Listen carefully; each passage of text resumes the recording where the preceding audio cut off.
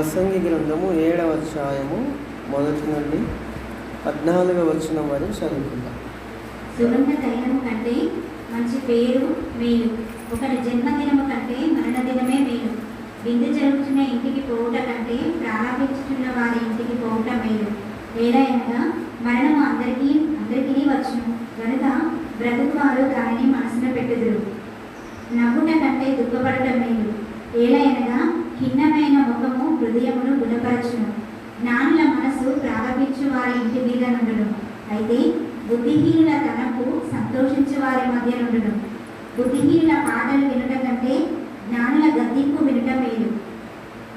ఏలయనగా బాణం క్రింద చిటపటయను చితికిల మంట ఇదిదో, బుద్ధిహీనుల నవ్వు అటిదే, ఇదియు వ్యర్థము.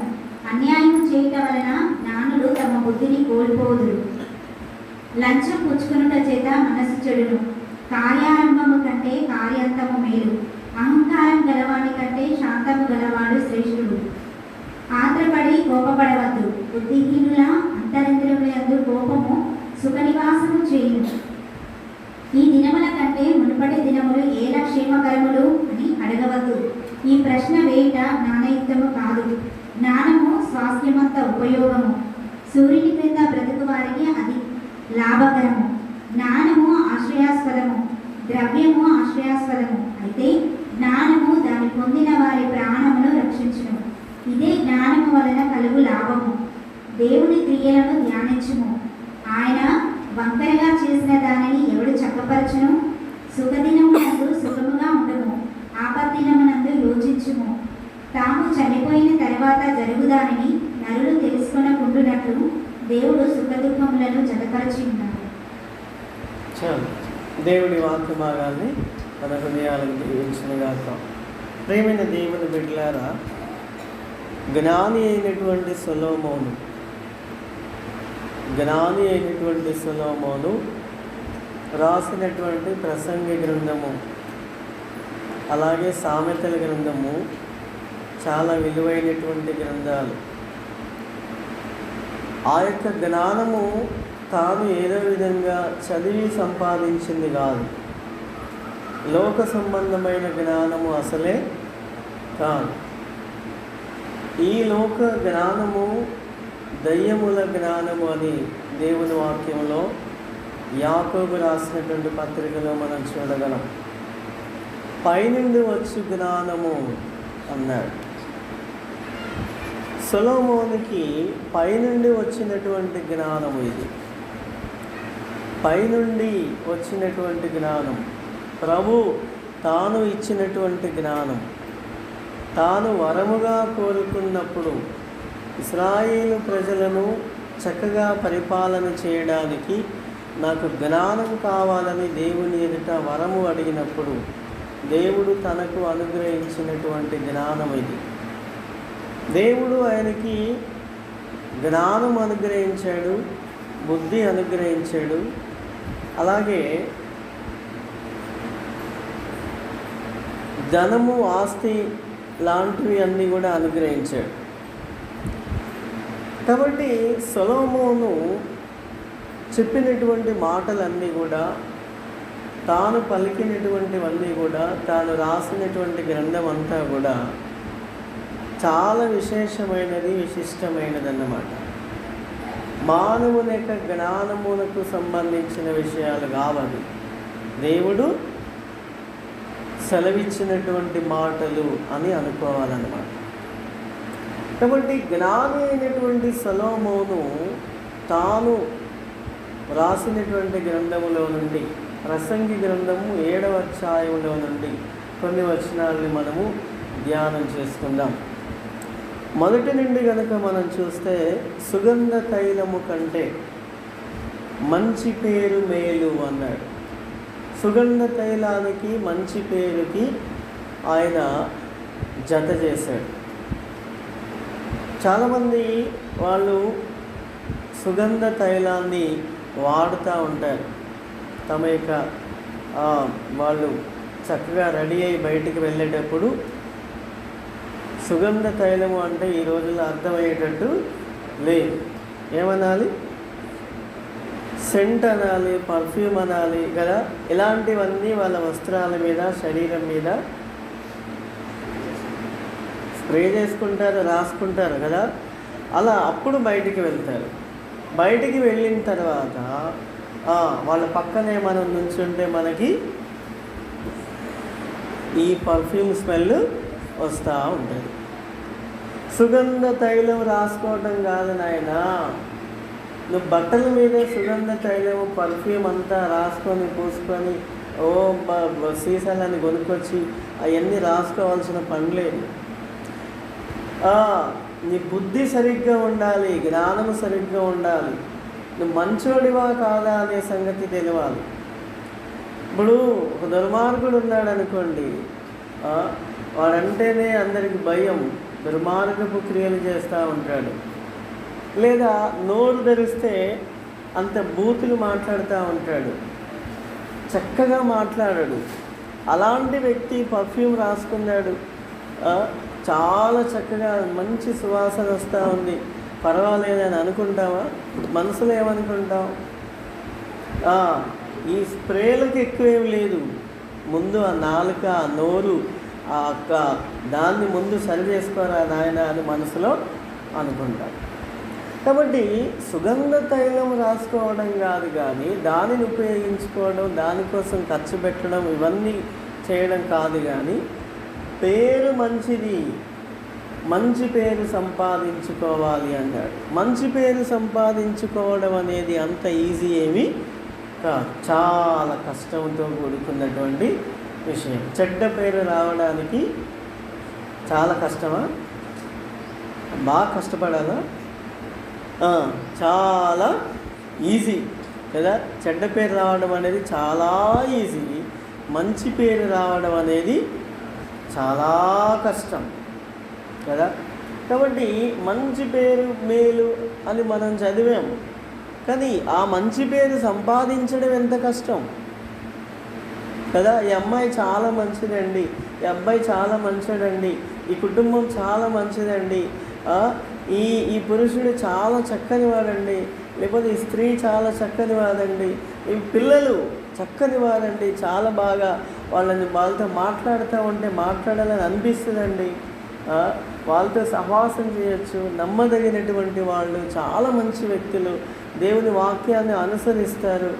ఇలా మంచి పేరు, ఏం పేరండి?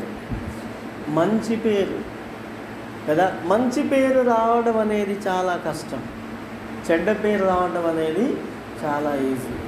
కాబట్టి మంచి పేరు సంపాదించుకోనాయన అంటుంది దేవుని యొక్క జ్ఞానం. దేవుని యొక్క జ్ఞానం మనకి ఇక్కడ చెబుతుందన్నమాట. ఒకని జన్మదినము కంటే మరణ దినము మేలు కదా. జన్మదినము ఎందుకు మేలు కాదు కదా, మరణదినమే ఎందుకు మేలు అని అంటున్నాడు? మేలేం జరిగింది? చచ్చిపోయాడు కదా, మేలేమి జరగలేదు, చనిపోయాడు కదా, మేలేమి జరగలేదు. మరి మేలు అని ఎందుకు అంటున్నాడు అంటే, చనిపోయిన వాడికి కాదు, బ్రతికి ఉన్న వాళ్ళకి ఎందుకు మేలు? బ్రతికున్న వాళ్ళకి ఎందుకు మేలు అంటే, బ్రతికున్న వాళ్ళు కూడా మరణ దినము మీద దృష్టి పెట్టే వాళ్ళకి కొద్దిగా మేలు అనేది జరుగుద్ది. వాళ్ళకి దాని మీద దృష్టి పెట్టే వాళ్ళకి మేలు జరుగుద్ది. ఎందుకు అంటే వాళ్ళంతా ఏడుస్తున్నారు, ప్రలాపిస్తున్నారు. ఈ యొక్క ప్రలాపించు వారి యొక్క మనస్సు ఎక్కడుంటుంది? ప్రలాపించు వారి ఇంటి మీద ఎవరి మనసు ఉంటుంది? జ్ఞానుల యొక్క మనసు ఉంటుంది అని అక్కడ చెప్పబడింది. చనిపోయిన ఆ చోట, ఆ యొక్క ఫ్యూనరల్కి మనం అటెండ్ చేసామనుకోండి, అక్కడ కొన్ని పాటలు పాడుతూ ఉంటారు. ఈ చనిపోయిన దినానికి సంబంధించినటువంటి పాటలన్నీ పాడుతూ ఉంటారు. ఈ పాటలన్నీ వింటున్నప్పుడు మన హృదయాలలో, మన మనస్సులో ఒక గ్రహింపు అనేది వచ్చేస్తుంది. అంటే లోకము శాశ్వతమైంది కాదు, వీళ్ళకు లాగా నేను కూడా ఒకరోజు చనిపోవాల్సి వస్తుంది. ఇట్లాగే నన్ను కూడా ఒక టేబుల్ మీద, ఒక మంచం మీద పెట్టి, లేదా అదేంటిది ఫ్రీజర్ బాక్స్లో పెట్టి ఏడుస్తూ ఉంటారు కదా, ఫ్రీజర్ బాక్స్లో పెట్టి ఏడుస్తూ ఉంటారు అని ఒక గ్రహింపు అనేది రావడం కొరకు. అర్థమైందా? ఒక గ్రహింపు అనేది రావడం కొరకు వీళ్ళంతా వచ్చి ఏడ్చే వాళ్ళు ఏడుస్తున్నారు, కొద్దిగా దూరంగా ఉండే వాళ్ళు దూరంగా ఉంటున్నారు, బలవంతంగా వచ్చేవాళ్ళు ఉంటున్నారు. చాలా మంచి వ్యక్తి చనిపోయాడు అనుకోండి, ఇక ఏడ్చేవాళ్ళు వాళ్ళని ఓదార్చడం ఎవరి తరం కూడా కాదు. గొడవ వదిలిపోయింది పోయింది అనే వాడు చచ్చిపోయాడు అనుకోండి, అప్పుడు ఎట్లా ఉంటుంది? ఏడవడానికి ఏడుస్తారులే, కానీ మనసులోనైనా అనుకోండి. ఇప్పుడు ఒక పురుషుడు ఉన్నాడు అనుకోండి, తన భార్యని ఎప్పుడు కొడుతూ ఉంటాడు, తాగుతూ ఉంటాడు, వేధిస్తూ ఉంటాడు. తాను సంపాదించినటువంటి కష్టపడి చాలా తిప్పలబడి ఏదో పిల్లల్ని పోషించుకోవడానికి సంపాదించిన డబ్బు కూడా లాక్కొని వచ్చి తాగుతూ ఉంటాడు. అట్లాంటి చచ్చిపోయాడు అనుకోండి, ఆ స్త్రీ యొక్క తల్లిదండ్రులు ఏమనుకుంటారు? అమ్మయ్య, మా కూతురికి విడుదల వచ్చింది అనుకుంటారు. ఏడుస్తారులే, కానీ మనసులో ఏమనుకుంటారు? విధవరాలు అయితే అయ్యింది కానీ ఈ విడుదల మాత్రం వచ్చింది అనుకుంటారు. అప్పుడు కూడా మేమే చూసుకున్నాం, ఇప్పుడు కూడా మేమే చూసుకుంటాం. కొంత ఆమె మనసుకు సమాధానం అయితే ఉందా లేదా, కొద్దిగా నెమ్మదైతే ఉంది అని అనుకుంటారు. అర్థమైందా?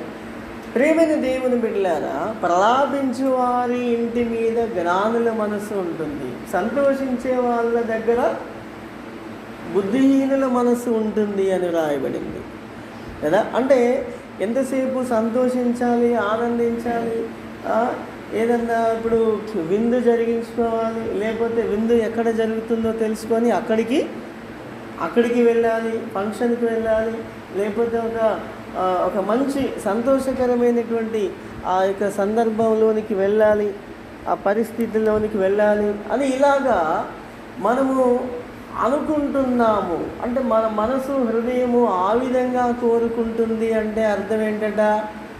ఇంకా ఆ హృదయానికి ఆ మనసుకు జ్ఞానము రాలేదు కదా, జ్ఞానం రాలేదు. మరి ఏముంది అప్పటికి? చెప్పండి, ఏముంది? బుద్ధిహీనులు కదా. ప్రేమైన దేవుని బిడ్డలారా, బుద్ధిహీనుల అంతరింద్రియమునందు కోపము సుఖ నివాసం చేస్తుందట. కాబట్టి ఈ విషయాలన్నీ కూడా జ్ఞాని అయినటువంటి సొలొమోను మనకి తెలియజేస్తున్నాడు. ఏలైనగా మరణము అందరికీ వచ్చును గనుక బ్రతుకువారు దానిని మనస్సున పెట్టుదురు, నవ్వుట కంటే దుఃఖపడుట మేలు. ఏలైనగా కిందమైన ముఖము హృదయమును గుణపరచును, జ్ఞానుల మనసు ప్రలాపించు వారి ఇంటి మీద ఉండును. అయితే బుద్ధిహీనుల తలంపు సంతోషించు వారి మధ్య ఉండును. భక్తిహీనుల పాటలు వినుట కంటే జ్ఞానుల గద్దింపు వినుట మేలు. ఏలైనగా బాధ క్రింద చిటపటయ్యను చితుకుల మంట ఎట్టిదో బుద్ధిహీనుల నవ్వు కూడా అట్టిదే, అదియు వ్యర్థము. అన్యాయము చేయటం వలన జ్ఞానులు తమ బుద్ధిని కోల్పోవుదురు, లంచము పుచ్చుకొనుట చేత మనస్సు చెడిపోవును. కార్యము ఆరంభము కంటే కార్యము అంతము మేలు. అహంకారము గలవాని కంటే శాంతము గలవాడు శ్రేష్ఠుడు. ఆత్రపడి కోపపడవద్దు, బుద్ధిహీనుల అంతరింద్రియములందు కోపము సుఖ నివాసము చేయును. ఈ దినముల కంటే మునపటి దినములు ఏల క్షేమకరములు అని అడగవద్దు. ఈ ప్రశ్న వేయుట జ్ఞానయుక్తము కాదు. జ్ఞానము స్వాస్థ్యమంత ఉపయోగము, సూర్యుని క్రింద బ్రతుకు వారికి అది లాభకరము. ఈ వచనాల్ని ఈరోజు మనం ధ్యానం చేద్దాం. ఏంటట? జ్ఞానము స్వాస్థ్యమంత ఉపయోగము. ఇవాళ జ్ఞానము స్వాస్థ్యమంత ఉపయోగము. సూర్యుని క్రింద బ్రతుకు వారికి అది లాభకరము కదా. ఏంటట లాభము? చెప్పండి, లాభం ఏంటి? జ్ఞానము సంపాదించడము అది లాభమట. జ్ఞానము ఆశ్రయాస్పదము, ద్రవ్యము ఆశ్రయాస్పదము. అయితే జ్ఞానము దాని పొందిన వారి ప్రాణమును రక్షించును. ఇదే జ్ఞానము వలన కలుగు లాభము. ప్రేమైన దేవుని బిడ్డలారా, జ్ఞానము ఆశ్రయాస్పదము అంటే జ్ఞానము కావాలి, ద్రవ్యము కూడా కావాలి, డబ్బు ధనము కూడా కావాలి, అవసరమే. అయితే ధనము మూలంగా, డబ్బు మూలంగా, ద్రవ్యము మూలంగా ఎటువంటి లాభం ఉన్నట్టుగా ఇక్కడ ఏం చెప్పలేదు. కానీ జ్ఞానము వలన మాత్రము లాభం ఉంది. జ్ఞానము సంపాదించడం మూలంగా లాభం ఉంది. ద్రవ్యము సంపాదించడం మూలంగా పెద్దగా లాభమేమీ లేదు కదా. డబ్బు సంపాదించాలి, ధనం సంపాదించాలి. రేపొద్దున పరిస్థితులు ఎలా ఉంటాయో మనకు తెలియదు. ఒకవేళ తీవ్రమైనటువంటి అనారోగ్యం ఏమైనా వచ్చిందనుకోండి, మన చేతిలో డబ్బులుంటే ఎటువంటి కార్పొరేట్ హాస్పిటల్కైనా వెళ్ళొచ్చు. లేదా ఇంకేదైనటువంటి పరిస్థితి ఎదురైతే దానిని కూడా డబ్బు మన చేతిలో ఉంటే మనము సరి చేసుకోవచ్చు. మనము చక్కగా జీవించాలంటే, ఈ యొక్క అనారోగ్యము నుండి మనం తప్పించుకోవాలంటే, కార్పొరేట్ హాస్పిటల్కి వెళ్ళి వైద్యం చేయించుకోవాలంటే లక్షల రూపాయలు ఖర్చు అవుద్ది. కాబట్టి డబ్బు సంపాదించి పెట్టుకోవాలి, ధనం సంపాదించి పెట్టుకోవాలి. ఇలాగా అన్ని పరిస్థితుల కొరకు, అన్ని రకాలైనటువంటి వాటి కొరకు ముందుగానే ఆలోచన చేసి ద్రవ్యము సంపాదించడానికి చాలా తిప్పలు పడుతూ ఉంటారు. కానీ 127వ కీర్తనలో ప్రభు చాలా స్పష్టంగా చెప్పారు, మీరు వేకువనే లేచి చాలా రాత్రి అయిన తర్వాత పండుకొనుచు మీ కష్టార్జితమంతయు తినుచు నుండుట వ్యర్థమే కదా. అంటే ఈ ప్రయాసంతా కూడా వేకువనే లేచి, ఉదయమే 4 గంటలకే 5 గంటలకే లేచి అప్పటి నుండే ఈ తిప్పలు పడడం అనేది ప్రారంభమైపోయి మళ్ళీ పడుకోవడం ఎప్పుడు? చాలా రాత్రి అయిన తర్వాత పడుకొనుచు. ఏ రాత్రి 11 గంటలకో 12 గంటలకో అర్ధరాత్రిలో పడుకొని మళ్ళీ ఉదయాన్నే వేకువజామునే లేచి ఇదంతా దేని కొరకు కష్టపడుతున్నారు? డబ్బు కొరకు, ధనము కొరకు. డబ్బు సంపాదించాలి, ఇంతో కొంత వెండి సంపాదించాలి, కొంత బంగారం సంపాదించాలి, ఒక బిల్డింగ్ కట్టాలి, కొన్ని ఎకరాల పొలం కొనుక్కోవాలి, ఒక బండి కొనుక్కోవాలి, ఒక కారు కొనుక్కోవాలి. ఇలాగా ఎన్నో రకాలైనటువంటి వాటి కొరకు, ఇవన్నిటి కొరకు ఎన్ని కాకుండా బ్యాంక్ బ్యాలెన్స్ ఉండాలి, లక్షల రూపాయలు బ్యాంక్ అకౌంట్లో ఉండాలి. చాలా కష్టపడుతున్నారు. కానీ దేవుడు ఏమంటున్నాడు? ప్రేమైన దేవుని బిడ్డలారా, ద్రవ్యము మూలంగా లాభమేమీ లేదు. ప్రాణము రక్షించుకోవడానికి ప్రజలు ద్రవ్యము సంపాదించడానికి తిప్పలు పడుతున్నారు కదా. సుఖంగా మనం భోజనం చేయాలంటే, మనం ఆరోగ్యంగా ఉండాలంటే, అర్థమైందా? మనము చాలా చక్కగా మన జీవితాల్లో మనము ఆనందంగా ఉండాలంటే మనకు డబ్బు అవసరము అని అనుకుంటున్నాం. కానీ డబ్బు అవసరము దాని కొరకు కాదు. ఈ లోకంలో కొంతవరకు జీవించడం కొరకు డబ్బు అవసరం, కానీ అదంతా కూడా సమాధానము, సంతోషము, ఆనందము, ఆరోగ్యము ఇవన్నీ కూడా జ్ఞానము మూలంగా కలుగుతాయని దేవుని వాక్యంలో చెప్పబడింది కదా. జ్ఞానము స్వాస్థ్యమంత ఉపయోగము అన్నాడు, అంతేగాని ద్రవ్యము స్వాస్థ్యమంత ఉపయోగము అని చెప్పలేదు. ద్రవ్యము స్వాస్థ్యము అంత ఉపయోగము అని చెప్పలేదు. కానీ జ్ఞానము ఒక స్వాస్థ్యములాగా ఉండాలి కదా. మనము సంపాదించినది నేను స్వాస్థ్యం అండి అని చెప్పే విధంగా ఉండాలట జ్ఞానం అనేది. డబ్బు కాదు, ద్రవ్యము కాదు. ఈ జ్ఞానము అది పొందినటువంటి వారి యొక్క ప్రాణమును రక్షించును అని వ్రాయబడింది కదా. జ్ఞానము రక్షిస్తుందట మనల్ని, ద్రవ్యము రక్షించదు. ప్రాణమును రక్షించేది ద్రవ్యము కాదు, జ్ఞానము అని ఇక్కడ దేవుని యొక్క వాక్యంలో చెప్పబడింది.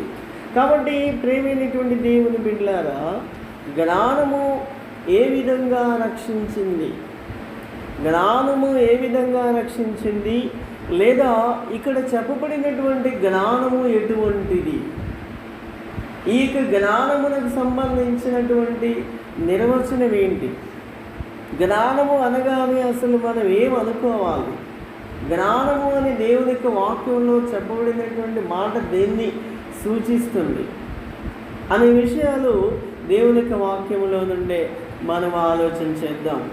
దానియేలు గ్రంథము 2వ అధ్యాయములో 14వ వచనం నుండి చూడండి.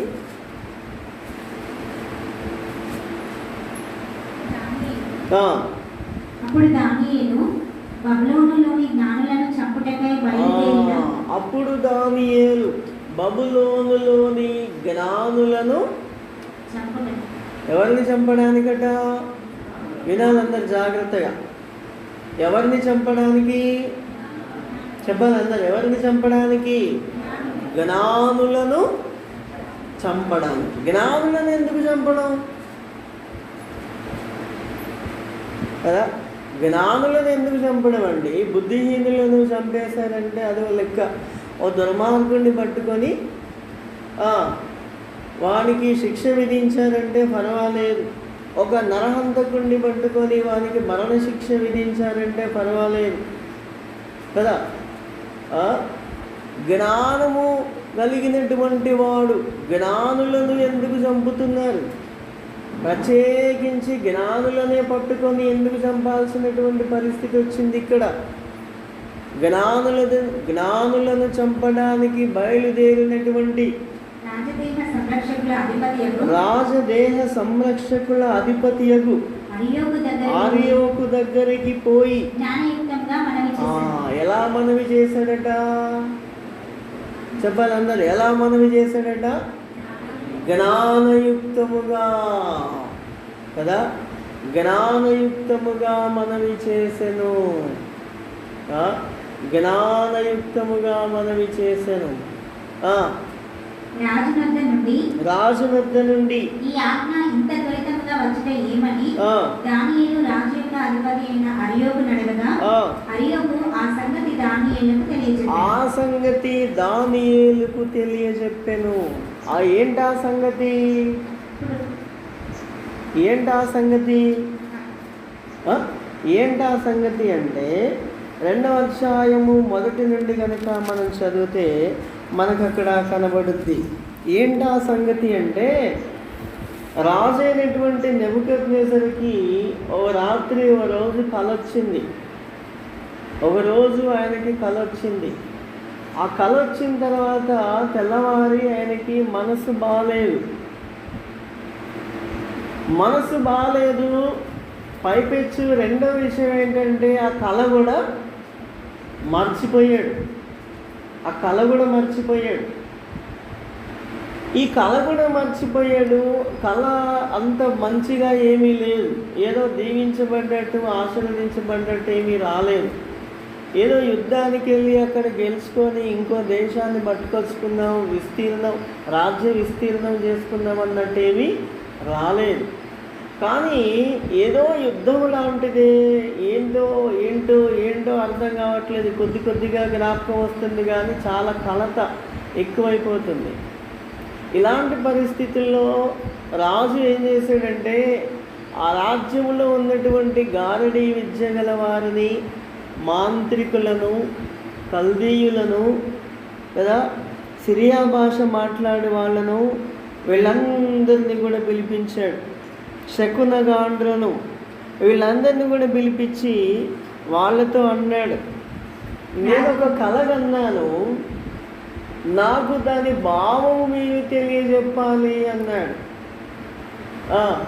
చెప్పుకోండి, మీ కళ ఏంటో, మీ కళ ఏంటో చెప్పండి. ముందు భావం మేము ఉందాంగా చెప్పడానికి. చెప్పుకోండి, మీరు కళ చెప్పండి, మీరు మొదలు పెట్టండి. మేము ఎందుకు చెప్పాము, దాని భావం ఏంటో, మేము ఉన్నాం కదా, మీకు ఎందుకు అంత బాధ, ఎందుకు అంత వేదన, ఎందుకు? కళ చెప్పండి మీరు తొందరగా. కళ చెప్పమంటే రాజు ఏమంటున్నాడు? నేను దాని మరచిపోతిని, కానీ కళను దాని భావమును మీరు తెలియజేయని ఎడల. ఇదే కళ చెప్పాలట, భావము చెప్పాలట. ఇప్పుడు పద్మ ఉందనుకోండి, పద్మకు కళ వచ్చింది. ఆమెకు రాత్రి ఏం కళ వచ్చిందో రజితకు తెలుసుద్దా? తెలియదు. పద్మ వచ్చి రజితక్కయ్య నాకు కళ వచ్చింది, నా కళ చెప్పు, నాకు భావం చెప్పండి. అబ్బో నువ్వు ఆ బ్యాచే. ఏ బ్యాచ్? నెబుకద్నెజర్ బ్యాచ్ అనమాట. నెబుకద్నెజర్ కళ ఎట్లా మర్చిపోయాడో అలా మర్చిపోయావు, అలా తిప్పలు పెడుతున్నావు. ఇక రాజు వాళ్ళకి వార్నింగ్ ఇస్తున్నాడు. రే, మిమ్మల్ని ఇంతకాలం పోషించింది ఉట్టేనే అనుకుంటున్నారా? మీకు పని పాట లేకుండా మీకు ఇంట్లో కూర్చోబెట్టి జీతాలు ఇస్తున్నాం. 8 hours డ్యూటీ మీరు చేస్తలేరు, 12 hours చేస్తలేరు, 4 hours కూడా చేస్తలేరు. మీరు జ్ఞానులు అని చెప్పేసి మీకు ప్రజలు కట్టినటువంటి పన్నులో నుండి మీకు ఇంట్లో కూర్చోబెట్టి జీతాలు ఇస్తున్నాం. అలాంటిది నాకు ఎదురు చెబుతారా? నాకు కళ చెప్పాలి, భావం చెప్పాలి, లేకపోతే కనుక మిమ్మల్ని తుత్తునీయలుగా చేస్తాను. ఒక మిమ్మల్నే కాదు, మీ ఇంటికి పంపించి కుటుంబ సభ్యులను కూడా తెప్పిస్తాం. మీ ఇల్లు పెంటకుప్ప అయిపోతుంది, వాళ్ళని చంపుతాం, మీ ఇళ్ళని కూల్చేస్తాం. ఇదే వార్నింగ్. అసలు వాళ్ళకి చెప్పడమే ముందు రాజు వార్నింగ్తోనే లేచిపోతూ ఉన్నాడు. అసలే ఆయన కళ ఏమొచ్చిందో తెలియక కదా పొద్దుటి నుంచి కొట్టుకుంటా ఉన్నాడు.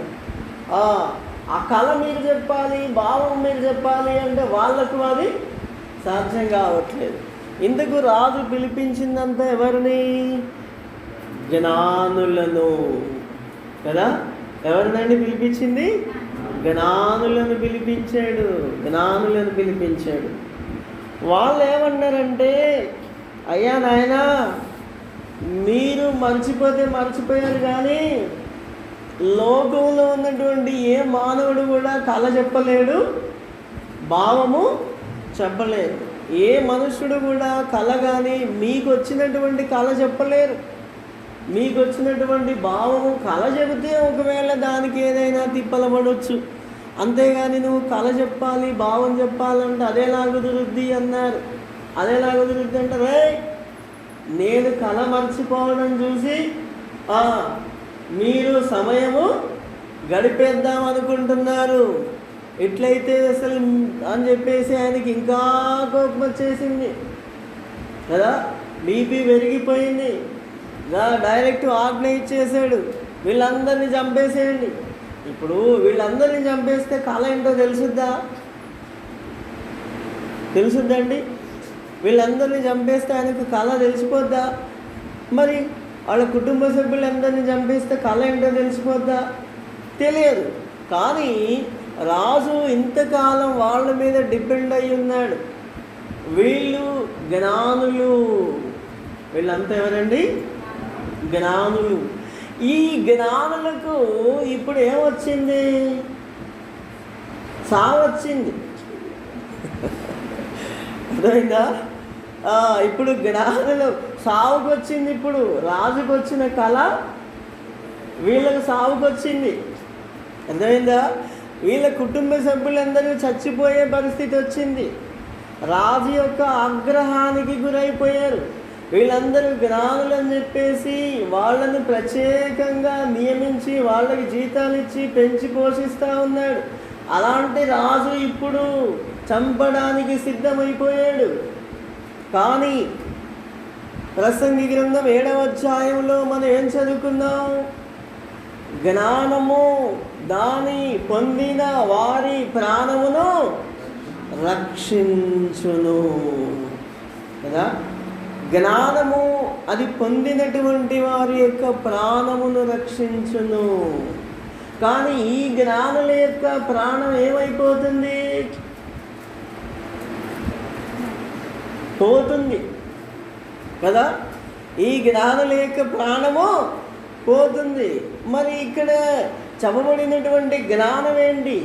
వీళ్ళ దగ్గర ఉన్నటువంటి జ్ఞానం ఏంటి? ప్రసంగి ఏ జ్ఞానం గురించి చెబుతున్నాడు? వాళ్ళ దగ్గర ఈ జ్ఞానం ఉందా? ఉంటే వీళ్ళు చచ్చిపోయే పరిస్థితి రాదు. ఎందుకంటే జ్ఞానము అది పొందిన వారి యొక్క ప్రాణమును రక్షించును కదా. ఈ జ్ఞానంలో బాగా డబ్బు సంపాదించిన వాడు ఉన్నాడు అనుకోండి ఇప్పుడు కదా. అంటే వారి యొక్క ధనము ఇప్పుడు వారిని రక్షిస్తుందా? లేదు కదా. వాడికి జ్ఞానం లేకపోవడం మూలాన ఇప్పుడు వాడు చచ్చిపోయే పరిస్థితి వచ్చింది. కానీ జ్ఞాని అని చలామణి అయిపోతున్నాడు. జ్ఞాని అని చలామణి అయిపోతున్నాడు. రాజు దగ్గర డబ్బులు కొట్టేస్తున్నాడు. జ్ఞానుల లెక్కలో ఉంచబడ్డాడు. కానీ ఇప్పుడు అసలు పరీక్షకు వచ్చేసరికి తేలిపోయింది, ఇది జ్ఞానము కాదు కదా. ఇది జ్ఞానము కాదు అనే సంగతి తేలిపోయింది అక్కడ. ప్రేమైన దేవుని బిడ్డలారా, జ్ఞానులను చంపాలనే ఆ యొక్క ఆజ్ఞ బయలుదేరగానే వాళ్ళలో కొంతమంది దానియేలును చంపడానికి వచ్చారట. అంటే దానియేలు కూడా చెప్పండి ఎవరి లెక్కలో ఉన్నాడు? జ్ఞానుల లెక్కలో ఉన్నాడు కదా. దానియేలు కూడా జ్ఞానుల లెక్కలో ఉన్నాడు. షడ్రకు మేషకు అబేద్నెగోలు జ్ఞానుల లెక్కలో ఉన్నారు. వీళ్ళంతా కూడా జ్ఞానుల లెక్కలో ఉన్నారు. కానీ వీళ్ళు రాజు దగ్గరికి పిలిపించబడలేదు కదా. మొదటిసారిగా వీళ్ళందరినీ పిలిచినప్పుడు వీళ్ళను పిలవలేదు. కానీ చంపడానికైతే వస్తున్నారు. వీళ్ళకు కూడా చెప్పి మీరు కూడా చెప్పలేదు కాబట్టి మిమ్మల్ని చంపేస్తున్నామని రాలేదు వాళ్ళు. ఎంత అన్యాయం చూడండి కదా. అన్యాయంగా దానియేలు యొక్క ప్రాణం తీయడానికి వాళ్ళు చూశారు. కానీ రాజు దగ్గరికి వెళ్ళి మనవి చేసుకుని ఆర్యోకు దగ్గర రాజు దగ్గర జ్ఞానయుక్తముగా మనవి చేసుకున్నాడని దానియేలు గురించి రాయబడింది. ప్రేమైన దేవుని బిడ్డలారా, ఈ యొక్క భావము నేను తెలియజెప్పడానికి ప్రయత్నం చేస్తాను, నాకు టైం కావాలి. 16వ వచనం. అప్పుడు దానియేలు రాజు సన్నిధికి పోయి స్వప్న భావమును తెలియజెప్పుటకై తనకు సమయము దయచేయమని రాజును బతిమాలెను కదా. రాజును బతిమలాడుకున్నాడు. నేను చెబుతానండి, నాకు కొద్దిగా సమయం కావాలి. మరి మొదటిసారి మీరు నన్ను పిలవలేదు, చంపడానికేమో జనాలు పంపించేశారు. సరే, ఇప్పుడు ఒక అవకాశం ఇవ్వండి నాకు అని రాజు దగ్గరికి వెళ్ళి బ్రతిమిలాడుకున్నాడు కదా. ఇది జ్ఞానము అన్నమాట. జ్ఞానయుక్తముగా మనవి చేసుకోవడం, బ్రతిమిలాడడం కదా. ప్రేమ దేవుని బిడ్డలారా, ఆ తర్వాత దానియేలు ప్రార్థన చేశాడు. దేవుని సన్నిధికి వెళ్ళి ప్రార్థన చేశాడు. ప్రార్థన చేసిన తర్వాత రాత్రి యందు స్వప్నమందు అతనికి ఆ రాజుకు వచ్చినటువంటి కళ, తాను మర్చిపోయినటువంటి కళ, అలాగే దాని యొక్క భావము కూడా తెలియజేయబడింది. ఆ భావము కూడా తెలియజేయబడిన తర్వాత రాజు దగ్గరికి పరిగెత్తుకొని వెళ్ళలేదు. ముందు దేవుణ్ణి స్తుతించి ఆరాధన చేస్తున్నాడు దానియేలు కదా. దానియేలు దేవుణ్ణి స్తుతిస్తున్నాడు. దానియేలు దేవుణ్ణి ఘనపరుస్తున్నాడు. నీవు రాజ్యములను నియమించేవాడవు, రాజులను నియమించేవాడవు, త్రోసివేసేవాడవు, నీకు ఇష్టం వచ్చినట్టుగా నీ చిత్తానుసారంగా భూమి మీద నీకు పనులు నెరవేర్చువాడవు, నీ గొప్పవాడవు అని చెప్పేసి దానియేలు దేవుణ్ణి స్తుతించి ఆరాధన చేస్తున్నాడు తన బృందమంతటితో కూడా. ఆ తర్వాత రాజు దగ్గరికి వెళ్ళాడు కదా. ఆ తర్వాత రాజు దగ్గరికి వెళ్ళాడు.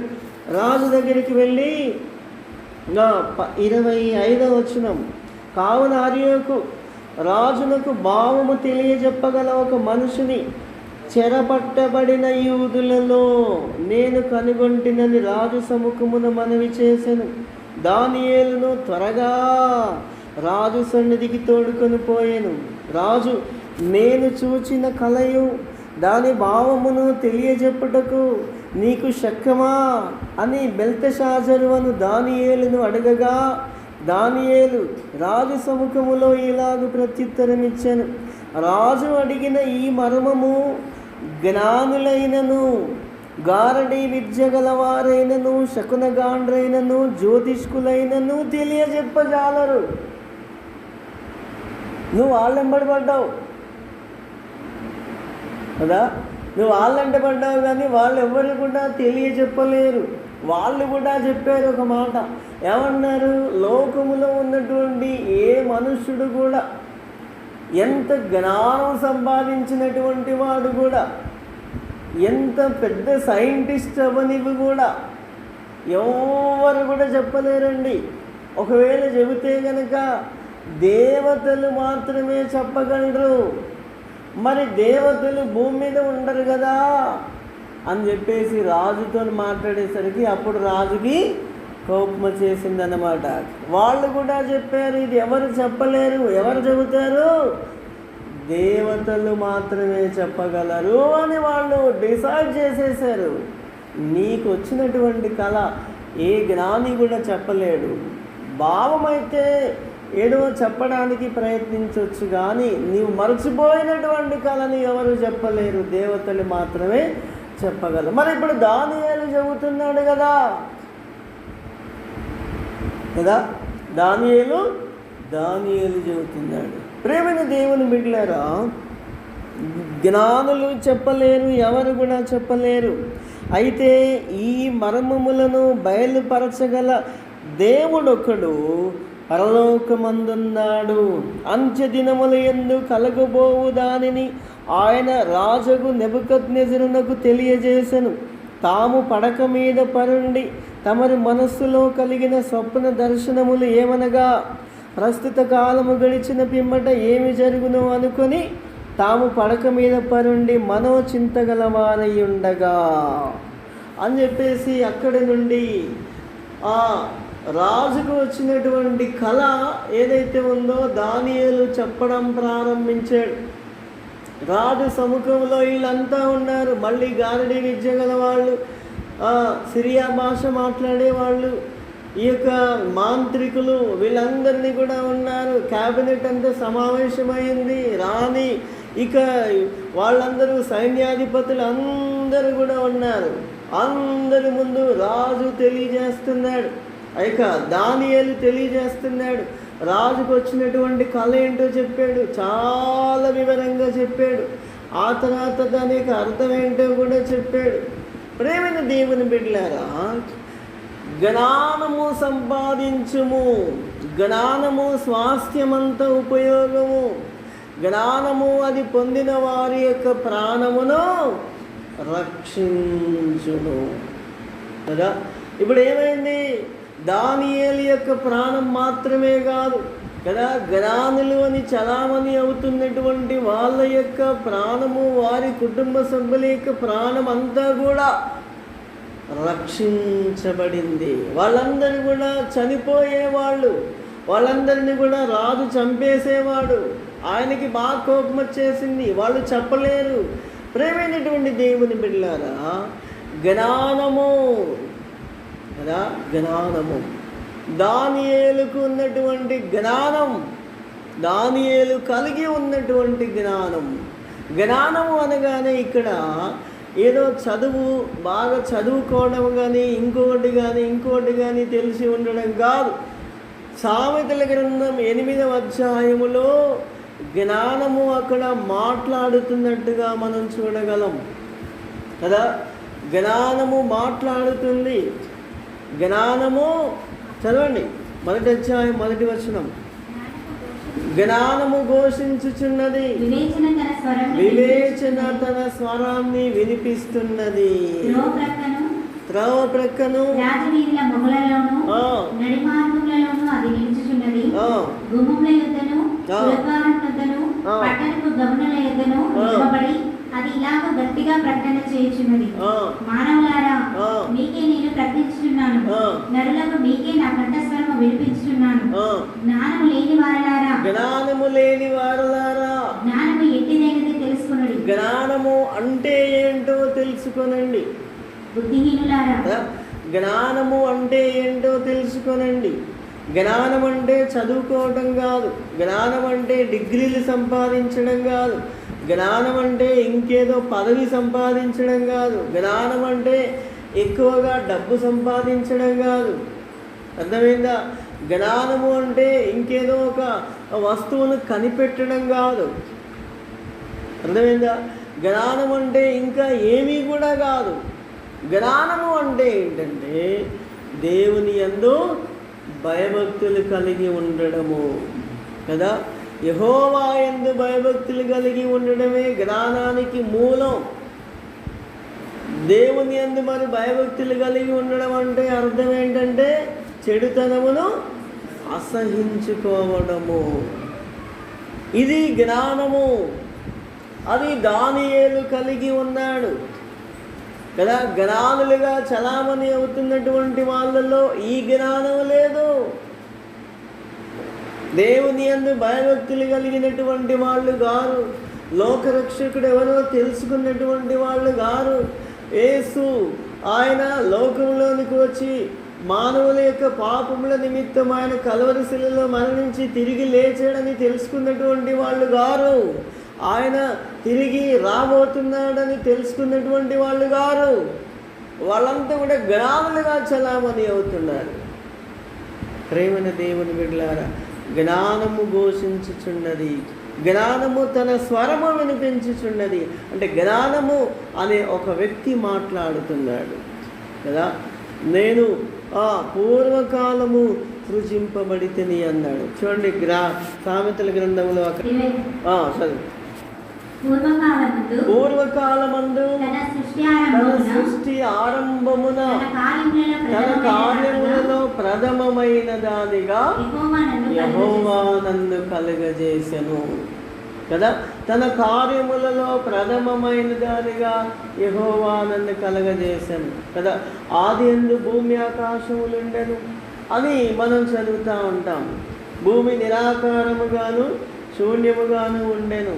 ఇలా మొదటి దినమున దేవుడు ఇలా చేశాడు, అలాగే ఏ దినమున దేవుడు ఏమేం చేశాడు అదంతా రాయబడింది. అయితే వీటన్నిటికంటే ముందు అని చెబుతున్నాడు కదా. అనాది కాలము మొదలుకొని మొదటి నుండి భూమి ఉత్పత్తి అయిన కాలానికి పూర్వము నేను నియమింపబడితిని. ప్రేమైన దేవుని బిడ్డలారా, అంటే ఎవరి గురించి చెబుతున్నది ఈ వాక్యము? ప్రభు అయినటువంటి యేసు గురించి కదా. దేవుడు తాను ఒంటరిగా ఒక్కడిగా విశ్వములో ఉన్నప్పుడు తాను ఈ యొక్క విశ్వములో సృష్టిని చేయాలనుకున్నాడు, సృజించాలనుకున్నాడు, కొన్ని లోకాలను సృజించాలనుకున్నాడు. ఇలా సృష్టి చేయడానికంటే ముందు ఆయన తనలో నుండి ఒక ఒక ఒక ఒక అంశను బయటికి తీయాలని అనుకున్నాడు. ఆ బయటికి తీసినటువంటి ఆ వ్యక్తి పేరే ప్రభువైన యేసు. ఈయన నా ప్రియ కుమారుడు, ఈయన యందు నేను ఆనందించుచున్నాను కదా. కలిగి ఉన్నదేదియు చెప్పండి, కలిగి ఉన్నదేదియు ఆయన లేకుండా కలగలేదు. యోహాను సువార్త 1వ అధ్యాయం 1వ వచనం చదవండి. ఆది యందు వాక్యముండెను, వాక్యము దేవుని యొద్ద ఉండెను, వాక్యము దేవుడై ఉండెను, ఆయన ఆదియందు ఆయన ఆదియందు దేవుని యొద్ద ఉండెను. సమస్తమును ఆయన మూలముగా కలిగెను కదా. సమస్తమును చెప్పండి, సమస్తమును ఆయన మూలముగా కలిగెను. ప్రేమైన దేవుని బిడ్డలారా, అంటే భూమి, ఆకాశము, సూర్యుడు, చంద్రుడు, నక్షత్రములు, సౌర మండలాలు ఇవన్నీ కూడా ఎవరి మూలంగా కలిగినవని చెబుతున్నాడు? యేసు మూలంగా, అంటే జ్ఞానము మూలంగా కదా. జ్ఞానం అనే యేసు మూలంగా, ఆయన లేకుండా ఏది కూడా కలగలేదు. అంటే ఆయన సృజించాడు అని కూడా అక్కడ అర్థం వస్తుందన్నమాట. ఆయనలో జీవముండెను, ఆ జీవము మనుషులకు వెలుగై ఉండెను, అది చీకటిలో ప్రకాశించుచున్నది కానీ చీకటి దానిని గ్రహించకుండెను. ప్రేమైన దేవుని బిడ్డలారా, అప్పుడు ఆ జ్ఞానమే ఆ వ్యక్తి శరీరమును ధరించుకొని కదా, ఆ వాక్యమే శరీరధారిగా కృపా సత్య సంపూర్ణుడుగా మన మధ్య నివసించెను. కాబట్టి ప్రేమైనటువంటి దేవుని బిడ్డలారా, జ్ఞానమును కలిగి ఉన్నటువంటి దానియేలును మనం చూస్తున్నాం. జ్ఞానము అంటే దానియేలు ఈ డిగ్రీలు సంపాదించాడని ఎక్కడ చెప్పలేదు, లేకపోతే ఇంత బాగా చదివాడండి, సైంటిస్ట్ అండి, చాలా గొప్ప వ్యక్తి అండి, పితామహుడు అండి, అదండి ఇదండి అని ఏమీ చెప్పబడలేదు. ఎవరు కూడా ఇంత గొప్పవాడు అని ప్రపంచంలో ఎవరు కూడా ఆయనను కీర్తించట్లేదు. గొప్ప సైంటిస్ట్ అని చెప్పేసి ఆయన ఫోటోలు ఏం పెట్టుకోలేదు, ఎవరు కూడా ఆయనను గుర్తించలేదు కదా. కానీ దేవునికి వాక్యం చెబుతుంది, ఆయన జ్ఞానము కలిగినటువంటి వాడు, జ్ఞానమును కలిగి ఉన్నటువంటి వాడు, కాబట్టి జ్ఞాని అన్నమాట. జ్ఞానం అనే యేసును కలిగి ఉన్నటువంటి వాడు మాత్రమే జ్ఞాని అని మనకి అక్కడ తెలుస్తుంది అన్నమాట. కాబట్టి ప్రేమైనటువంటి దేవుని బిడ్డలారా, ఆ జ్ఞానమును కలిగి ఉన్నటువంటి దానియేలు తన ప్రాణమును రక్షించుకున్నాడు, తోటి వారి యొక్క ప్రాణమును కూడా రక్షించాడు. ఒక సమస్యకి పరిష్కారమును కనుగొన్నాడు. ఎవరు చెప్పలేనటువంటి దానికి ఆయన జవాబు చెప్పగలిగినాడు. ఎందుకంటే సృష్టికర్తను ఆయన కలిగి ఉన్నాడు కాబట్టి, సృష్టికర్త ఆయనకి ఆ వరమును అనుగ్రహించాడు కాబట్టి. ప్రేమైన దేవుని బిడ్డలారా, ఇలాంటి పరిస్థితి దానియేలుకు ఇంకొకసారి కూడా ఎదురైంది. ఇదే దానియేలు గ్రంథములో మనం చూడగలం. దానియేలు గ్రంథము 5వ అధ్యాయము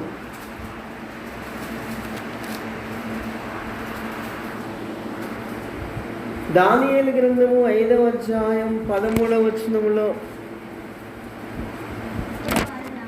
అప్పుడు వారు దానియేలును పిలువనంపించిరి. రాజావు నా తండ్రి యూదయాల నుండి ఇక్కడ తీసుకొని వచ్చిన చెర సంబంధమైన యూదులలో నుండి దానియేలు నీవే కదా. రాజుకు నా తండ్రి యూదులలో నుండి తీసుకొచ్చినటువంటి, చెరపట్టబడి తీసుకొచ్చినటువంటి వాళ్ళలో నుండి వచ్చినటువంటి దానియేలు నీవే కదా అని అడుగుతున్నాడు. ఈ దానియేలు చెరపట్టబడినటువంటి వాడు కదా, యూదులను చెరపట్టి తీసుకొచ్చారు. ఆ లెక్కలో ఉన్నటువంటి దానియేలు అన్నమాట. రాజు ఆయనకి పెద్దగా గౌరవం ఇవ్వట్లేదు. చెరపట్టబడినటువంటి వాళ్ళు జ్ఞానులు కాదు అనుకుంటున్నారు. వీళ్ళు చెరపట్టబడిన వాళ్ళు కదా అని అనుకున్నారు. దేవతల ఆత్మయు వివేకమును బుద్ధియు విశేష జ్ఞానమును నీ యందున్నవని నిన్ను గూర్చి వింటిని. కదా. ఏమేమి ఉంది అంటే నీ దగ్గర? దేవతల ఆత్మ ఉందట నీ దగ్గర. మా తండ్రి కాలంలో కూడా శకునగాండ్రు జ్ఞానులని పిలువబడేవాళ్ళు ఏమన్నారు? రాజా, నీ కళ చెప్పాలంటే భూమి మీద ఉన్నటువంటి ఏ మనుషుడు కూడా చెప్పలేడు, దేవతలు మాత్రమే చెప్పగలరు. ఎవరు చెప్పగలరండి? దేవతలు మాత్రమే చెప్పగలరు అని అన్నారు వాళ్ళు. ఆయన కుమారుడైనటువంటి ఈ యొక్క యువరాజు దానియేలుతో ఏమంటున్నాడు? మళ్ళీ దేవతల ఆత్మ నీ అందున్నది కదా. నువ్వు దేవతవు కాకపోయినా చెప్పండి, ఏ ఆత్మ ఉన్నది? చెప్పండి, ఏ ఆత్మ ఉన్నది? దేవతల ఆత్మ ఉన్నది. అర్థమైందా? పరిశుద్ధాత్మ నీ మీద ఉన్నది. ఆయనకి ఇవన్నీ ఏం తెలుసు కదా. ఏమన్నాడు ఆ భాషలో? దేవతల ఆత్మ నీ మీద ఉన్నది కదా. ప్రేమైన దేవుని బిడ్డలారా, దేవతల ఆత్మ నీ అందున్నదని, వివేకము ఉన్నదని, బుద్ధి ఉన్నదని, విశేష జ్ఞానము నీ అందున్నవని నిన్ను గూర్చి వింటిని. ఇక్కడ కూడా వాళ్ళ నాన్నకి సంబంధించినటువంటిదే ఒకటి జరిగింది కదా. ఈడు మరీ దుర్మార్గుడు. ఈయన పేరేంటి? బెల్షస్సరు. ఈ బెల్షస్సరు ఏం చేశాడంటే ఒకరోజు 1000 మందిని ఏర్పాటు చేసుకున్నాడు. 1000 మందిని ఏర్పాటు చేసుకుని గొప్ప విందు చేసుకున్నాడు. మనం ఇంతకుముందే చదువుకున్నాం, బుద్ధిహీనుల యొక్క మనసు చెప్పండి సంతోషించు వారి మధ్య ఉంటుంది కదా. బుద్ధిహీనులకు ఎప్పుడు కూడా సంతోషించాలి, ఆనందించాలి, గంతులు వేయాలి, డీజేలు పెట్టుకోవాలి, ఎగరాలి, చెప్పండి దొనకాలి. వీళ్ళంతా ఎవరు? చెప్పండి, వీళ్ళంతా ఎవరు? చెప్పలేంటండి, వీళ్ళంతా ఎవరు? బుద్ధిహీనులు కదా. మీలో చాలామంది పెళ్ళిళ్ళు జరిగిన వాళ్ళు ఉన్నారు. మీ పెళ్ళిళ్ళకు డీజేలు పెట్టారా, ఎగరారా, దునికారా కదా. అంటే భరత్ అట. ఏంటది? భరత్ కదా. భరత్ పెట్టారా, సినిమా పాటలు వేసి డాన్సులు వేసారా కదా. సినిమా పాటలు వేసి ఎగిరి దునికి డాన్సులు వేసి హంగామా చేశారా. బుద్ధిహీనుల మనస్సు, బుద్ధిహీనుల క్రియలు, బుద్ధిహీనుల అంతరంగం, బుద్ధిహీనుల స్వభావం. దానియేలు దగ్గర లేదు ఇట్లాంటివన్నీ. అర్థమైందా? దానియేలు దగ్గర లేవు. దానియేలు దగ్గర ఏమున్నాయి? బుద్ధి ఉందంట నీ దగ్గర. అదెట్ట తెలుసు ఆయనకి? అసలు బుద్ధి అంటే ఏంటో తెలుసు ఆయనకి కదా. జ్ఞానము లేని వారులారా, జ్ఞానం అంటే ఏంటో తెలుసుకోనండి. బుద్ధి లేని వారులారా, బుద్ధి అంటే ఏంటో, బుద్ధి అంటే ఏంటో తెలుసుకోనండి కదా. బుద్ధి అంటే ఏంటి? అప్పుడు వాడు బుద్ధి వచ్చినప్పుడు నా తండ్రి ఇంట అనేక మందికి కూలివాండ్రకు భోజనం ఉంది, నేనైతే ఇక్కడ ఆకలికి చచ్చిపోతున్నాను కదా. జ్ఞానం అంటే ఏంటి? తెలివి అంటే ఏంటి? ప్రేమైనటువంటి దేవుని బిడ్డలారా, దానియేలు గ్రంథం కాదు, క్షమించండి, ప్రకటన అది సామెతల గ్రంథము 9వ అధ్యాయము 12వ వచనం నుండి. నీవు జ్ఞానివైన ఎడల నీ జ్ఞానము నీకే లాభము. నువ్వు డబ్బు సంపాదిస్తే నీకు లాభము అని చెప్పలేదు. పెద్ద ఉద్యోగం వస్తే నీకు లాభము అని చెప్పలేదు. బాగా బంగారం సంపాదించి నీకు అది లాభము అని చెప్పలేదు.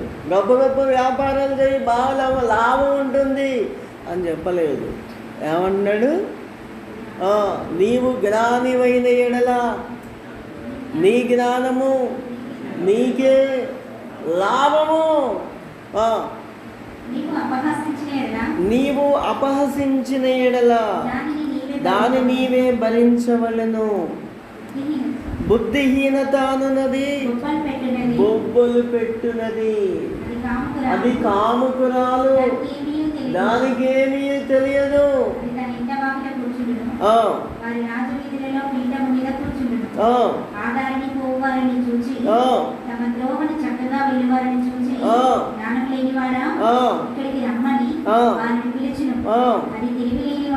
తెలివి లేని వాడొకడు వచ్చుట చూచి దొంగిలించిన నీళ్లు తీపి చాటున తినిన భోజనం రుచి అని చెప్పండి. అయితే అచ్చట ప్రేతలు ఉన్నారని, దాని ఇంటికి వెళ్ళి వారి పాతాళ కూపంలో ఉన్నారని వారికి ఎంత మాత్రమో జ్ఞానము లేని వాడు, తెలివి లేనటువంటి వాళ్ళు కదా, బుద్ధిహీనులు కదా. బుద్ధిహీనత అనున్నది ఒకటి ఉంది, అది వీళ్ళని పిలుస్తూ ఉంది. వీళ్ళని పిలుస్తూ ఉంటే ఎమ్మడిపడిపోతున్నారు. అక్కడేదో చాలా బాగుంది అనుకుంటున్నారు. ఇక్కడ రాజు 1000 మందిని ఏర్పాటు చేసుకొని విందు భోజనం రెడీ చేశాడు. విందు భోజనం పెట్టుకొని బాగా సంతోషించి ఆనందించి గంతులు వేస్తున్నాడు కదా. రాజు పార్టీ ఇస్తున్నాడు అంటే మామూలుగా ఉండదు, చాలా గ్రాండ్గా ఉంటుంది అన్నమాట. ఎంపిక చేయబడినటువంటి వాళ్ళు మాత్రమే ఎక్కడికి వస్తారు. బాగా పెద్ద సెక్యూరిటీ ఉంటుంది, కావాల్సినంత ఆహార పదార్థాలు ఉంటాయి. ఎంత తాగితే అంత తాగొచ్చు, ఎగరొచ్చు, గంతులు వేయచ్చు, ఏమైనా చేసుకోవచ్చు. అలాంటి బాగా తాగిన తర్వాత వాడికి ఒక తలంపు వచ్చిందట. ఏం తలంపు వచ్చింది? నా తండ్రి చెరపట్టబడి చెరలో నుండి తెచ్చినటువంటి ఆ యొక్క దేవుని మందిరంలో ఉన్నటువంటి ఆ యొక్క పాత్రలు తీసుకొనిరా, ఆ పాత్రల్లో పోసుకొని తాగాలి నేను ఇప్పుడు. ఎక్కడ దేంట్లో పోసుకోవాలట? ఆ పాత్రలో పోసుకోవాలట. మరి వీడి దగ్గర ఉన్నాయి ఇంకా మంచివే కదా. రాజు దగ్గర ఉన్నాయంటే చాలా ఇంపార్టెంట్ వస్తువులు ఉంటాయి కదా కదా. పోయే కాలం వస్తే చెప్పండి, పోయే కాలం వస్తే ఇట్లాంటి ఆలోచనలు వస్తూ ఉంటాయి. అవి తెప్పించుకొని అందులో పోసుకొని తాగాడు. రుచి ఏమన్నా ఎక్కువైందా? రుచి ఏమన్నా ఎక్కువైందండి? ఇప్పుడు స్టీల్ గ్లాసులో పోసుకొని తాగుతేంది, కప్పులో పోసుకొని తాగుతేంది, గాజు గ్లాసులో పోసుకొని తాగుతేంది, మట్టి గ్లాసులో పోసుకొని తాగుతేంది, వెండి గ్లాసులో పోసుకొని తాగితే టేస్ట్ ఏమన్నా చేంజ్ అవుతుందా? బంగారంతో గ్లాస్ చేసి పోసుకొని తాగితే ఏమైంది? ఇంకా ఏం దేంట్లో పోసుకుంటావు? ప్రేమైన దేవుని బిడ్డలారా, పోయే కాలం వస్తే ఇటువంటి బుద్ధులు వస్తాయి. వాడికి అందులో పోసుకొని తాగి ఇంకా ఎంజాయ్ చేస్తున్నాడు. ఇంకేందో ఇందులో పోసుకొని తాగండి అని భార్యకి ఇచ్చాడు, రాణికి ఇచ్చాడట.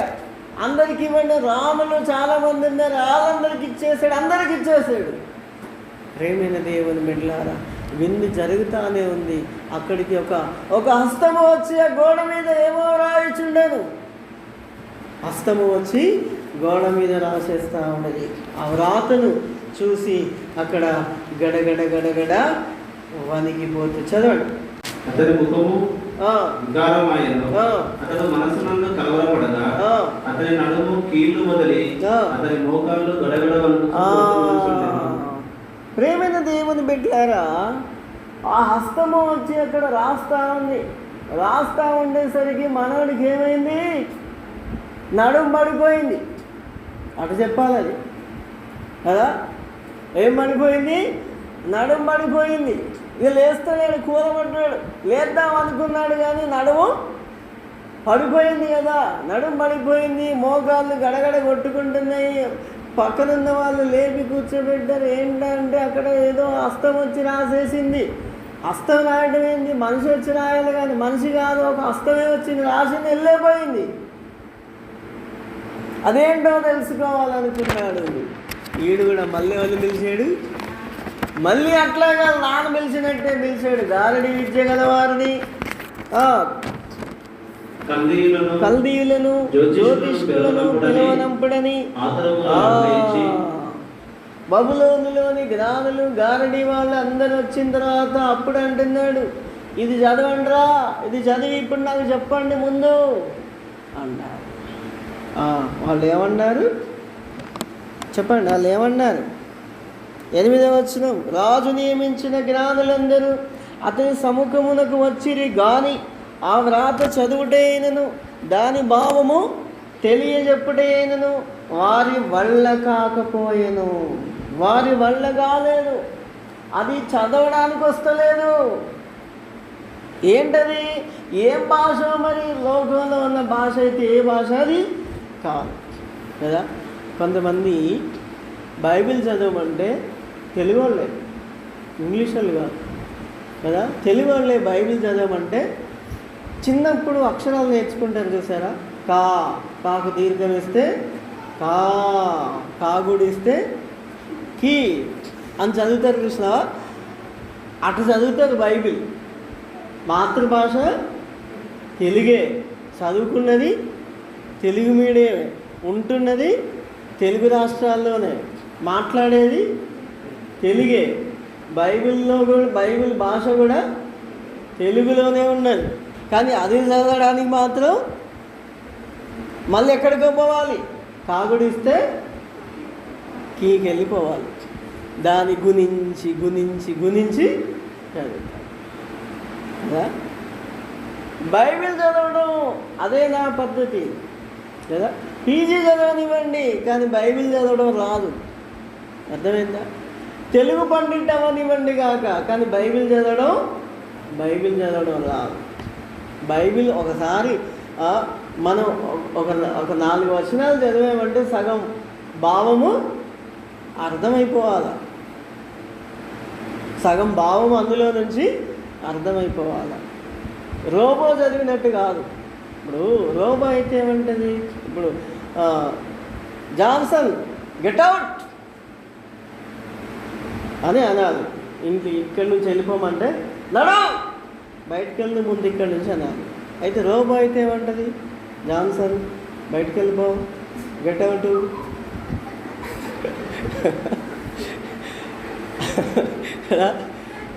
తొందరగా నాట బయటకు వెళ్ళిపో అంటారా లేదా? దానికి అది భావం అనేది ఉండదు. అర్థమైందా?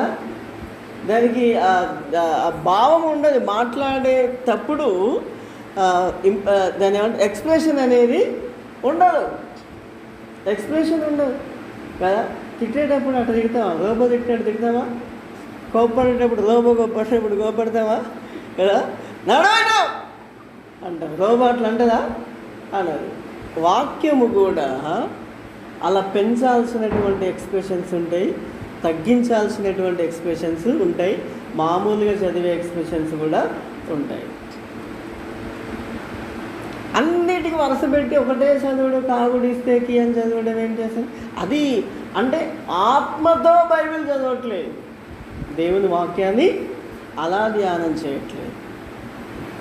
దేవుడికి కోపం వచ్చింది, దేవుడు మాట్లాడుతున్నాడు, ఎట పలుకుతాడు? నువ్వు చదివినట్టు పలుకుతాడా?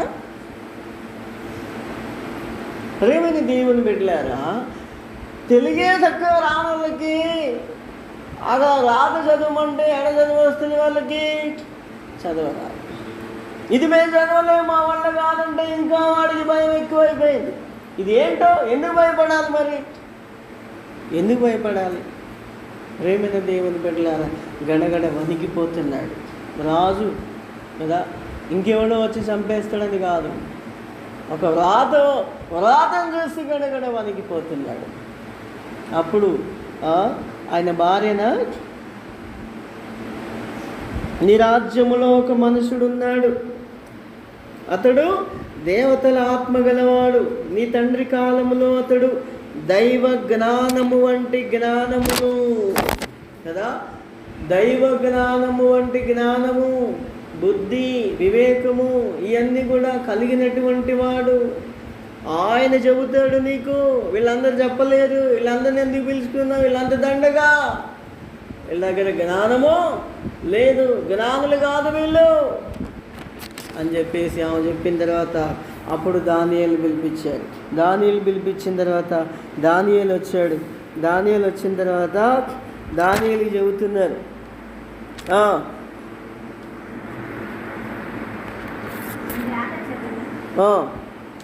ఈ రాత చదివి దాని భావం తెలియజెప్పవలనని ఆ. జ్ఞానులను గారడి విద్య గల వారిని పిలిపించి జ్ఞానులను పిలిపించి తిని. జ్ఞానులను పిలిపిస్తే వాళ్ళు ఏమన్నారు? మాకు చదవటం రాదన్నారు. కానీ వారి సంగతి యొక్క భావమును తెలుపలేకపోయారు. ఆ, అంతర్భావము వలనను ఆ, బయలుపరచుటకును కఠినమైన ప్రశ్నలకు ఉత్తరమిచ్చుటకును ఉమ్. నీవు సమర్థుడవని నిన్ను గురించి విని ఉన్నాము. ఉమ్, కనుక ఈ రాతను చదువుటకును దాని భావము తెలియజెప్పుటకును నీకు శక్యమైన ఎడల నీ ఉదాహరణ వస్త్రం కట్టుకుని మెడను సువర్ణ కంఠభూషణము ధరించుకుని రాజ్యంలో 3వ అధిపతిగా ఎదురు. ఉమ్, అందుకు దానియేలు ఇట్లనెను, ఆ. నీ దానంలో నీ యొద్ద ఉంచుకును. నీ దానములు నీ వద్ద పెట్టుకో, నాకేం అవసరం లేదు కదా. దానాలు ఎందుకు వద్దట? బహుమానాలు ఎందుకు వద్దట? 3వ అధిపతిగా ఏలడం అనే అవకాశం ఎందుకు వద్దట? చెప్పండి, ఎందుకు వద్దంటున్నాడు దానియేలు? దానియేలు వద్దు అనడానికి గల కారణం ఏంటంటే దానియేలు బుద్ధి కలిగినటువంటి వాడు. అర్థమైందా? దానియేలు బుద్ధి కలిగినటువంటి వాడు. దానియేలు దైవ జ్ఞానం వంటి జ్ఞానం కలిగినటువంటి వాడు. ఎవడిచ్చినా తీసుకునే రకం కాదు దానియేలు. ఈ దరిద్రపోటు దగ్గర తీసుకోవడమే దండగా.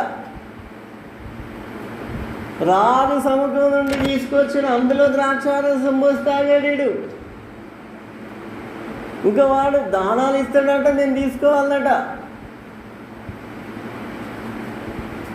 శ్రేష్టమైనటువంటి బుద్ధి కలిగినటువంటి దానియేలు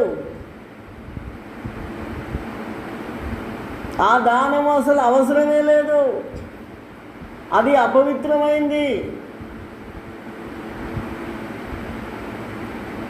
అది తీసుకుంటే నేను అపవిత్రమైపోతాను. ఇంత దుర్మార్గ పనులు చేసినటువంటి వాడు నీవు. నీ మీదికే చెప్పరాని కోపం వచ్చేసింది దేవుడికి.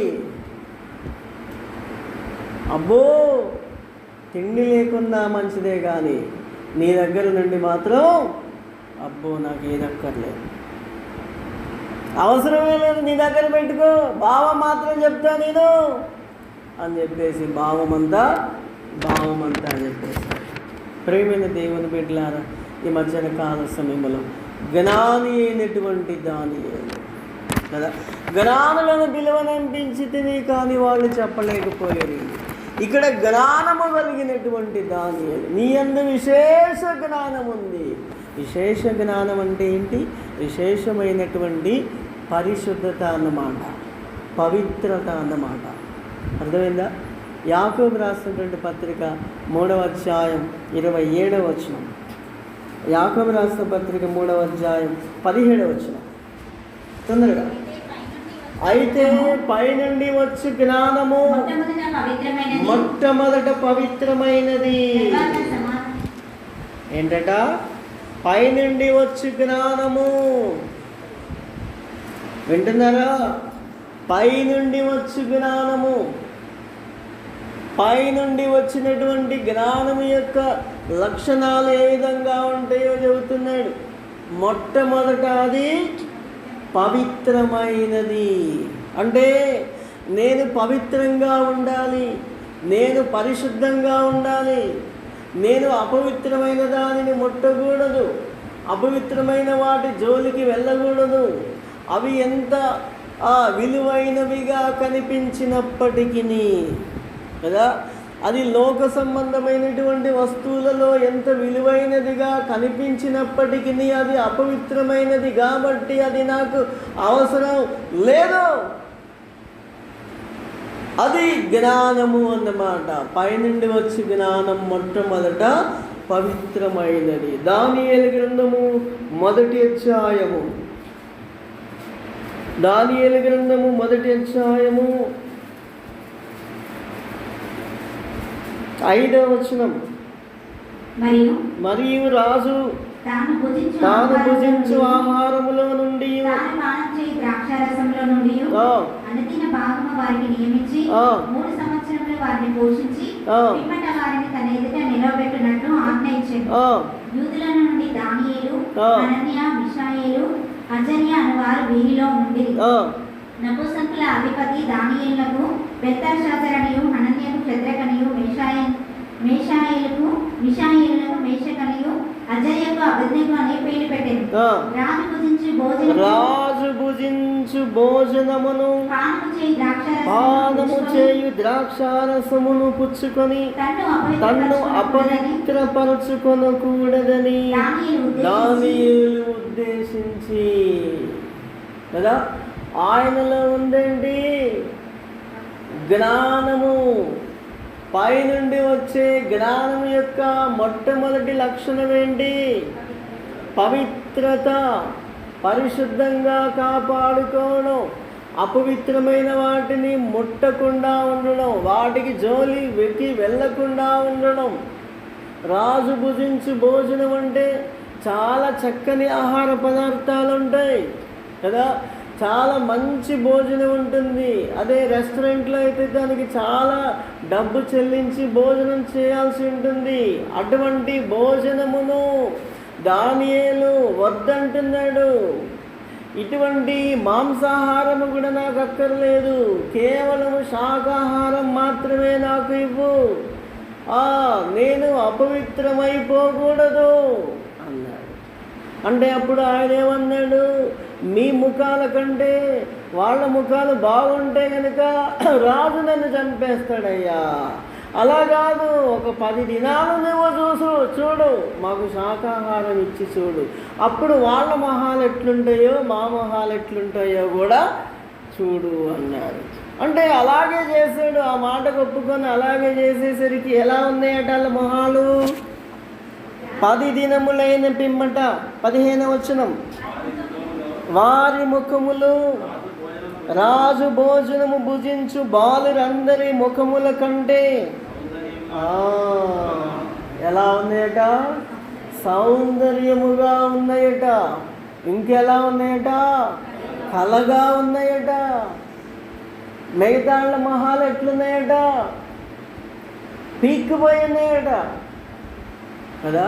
వాళ్ళు రాజు భుజించు భోజనమును భుజిస్తున్నారు. చూడడానికి మంచి ఆహార పదార్థాలే కానీ అవి ఏంటి? అపవిత్రమైనవి. ఏంటండి అవి? అపవిత్రమైనవి.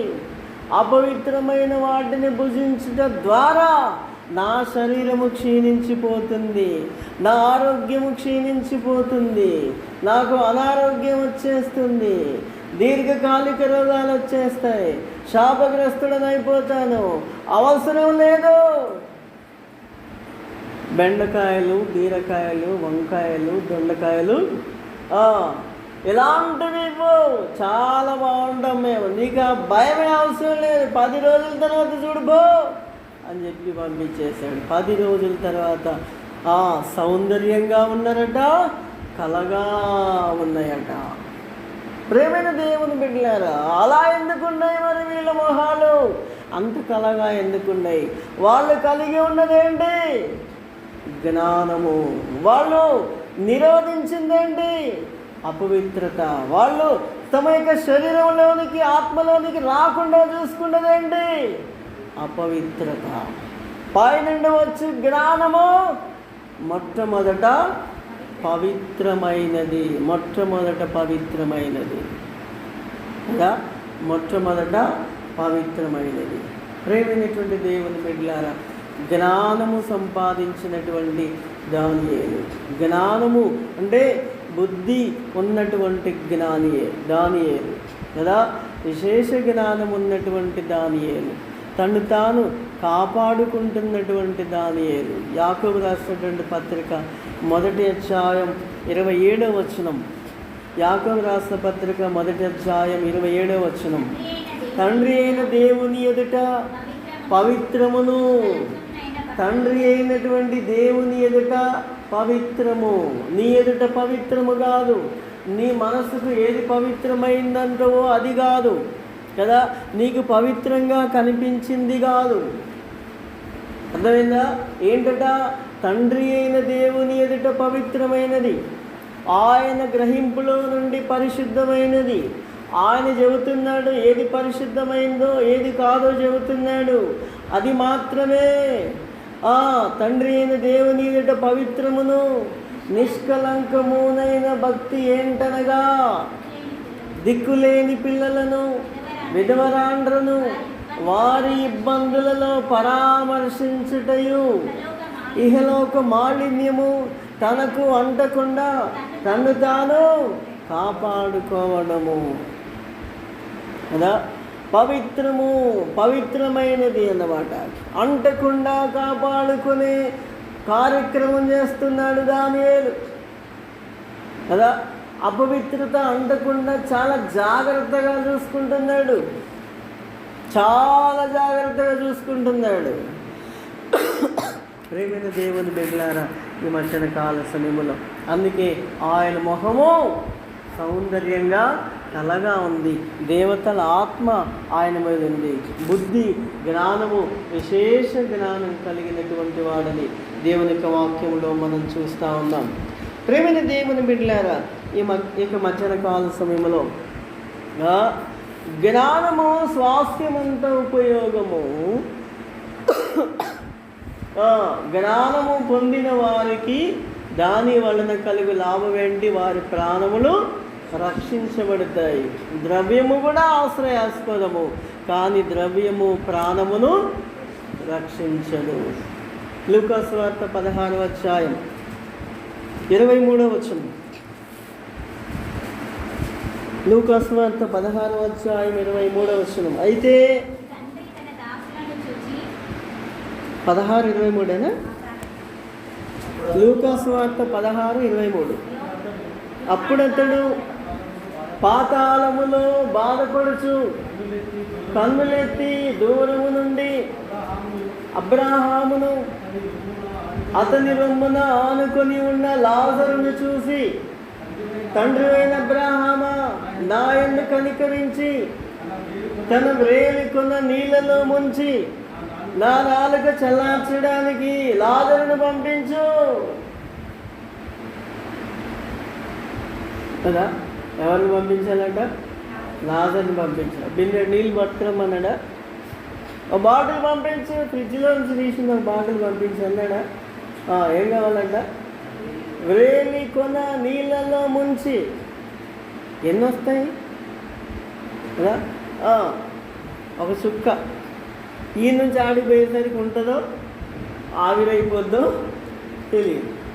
అలాంటిది వేలి కొన నీళ్ళలో ఉంచి లాజరును నాలుకను చల్లార్చడానికి పంపించు అని అంటున్నాడు యొక్క ధనవంతుడు. ఏం సంపాదించాడు? ధనం సంపాదించాడు. ఏం సంపాదించలేదు? జ్ఞానము సంపాదించలేదు కదా. తను తాను పవిత్రంగా కాపాడుకోలేదు, అపవిత్రంగా సంపాదించాడు. భయము భక్తి లేకుండా ఈ లోకంలో జీవించాడు. ద్రవ్యం అవసరమే, కానీ ప్రాణమును రక్షించలేదు, ఆత్మను రక్షించలేదు. రక్షించేంత శక్తి దానికి లేదు.